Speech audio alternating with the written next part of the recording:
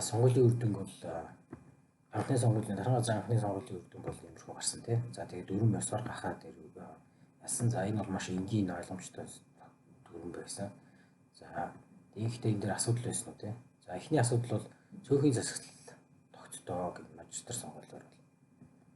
За тэр нь юу гэсэн үг вэ гэхээр гахаа бол нийт сонгогчдын 20% саналыг авсан мөртлөө нийт сонгогчдыг төлөөлөөд тодорхой хугацаанд бол сонгуулийн дараагийн сонгууль хүртэл бол ийм дархан газрыг бол одоо захирна.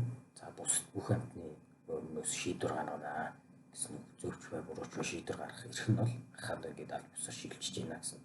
За энэ нэр нь юу гэж хэлсэн үг вэ гэхээр гахаа яг ясэм дээр нийт амтны 20% саналыг л авсан гэдэг нь өөрөө нийт амтны 80% гахаанд ерөөсөө санал өгөөгүй. Тэ зарим магадгүй бүр гахааны эсрэг байсан баг.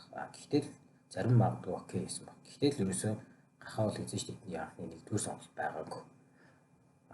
Гисэм авч одоо гахаа бол тэдний төлөөлөлд ажилланаа, шийдвэрүүд гаргана гэсэн үг. Тэгэхээр гахаа өөрөө нөө хүлээ зөвшөөрөх чадвар бол бас багасан шүү дээ. 80% санал өгөө байхад өдөртөд яваад байна тийм. Тэгэхээр энэ юу нөөрөө хэр шударга байна вэ тийм. За энийг л ерөнхийдөө цөөнхийн засаглалын тогтолцоо гэж хэлдэг байгаа маа. Тэгэхээр маш цөөнхийн саналыг авсан мөртлөө одоо олонхын иргэдээ олонхыг авдаг, дийлэнхийг авдаг энэ тогтолцоог цөөнхийн засаглал гэж хэлдэг байгаа маа. За тэгэхээр энэний жишээ бол одоо Монголд бол байгаа шүү дээ тийм.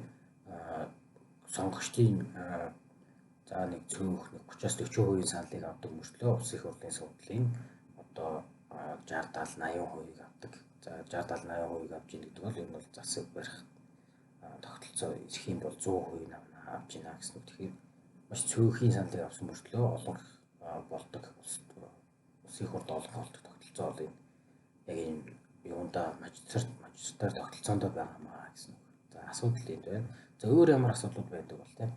За хоёр дахь асуудал бол 2 намын тогтолцоо болдог. За 2 намын тогтолцооны талаар дараагийн бичлэгтэр яриа.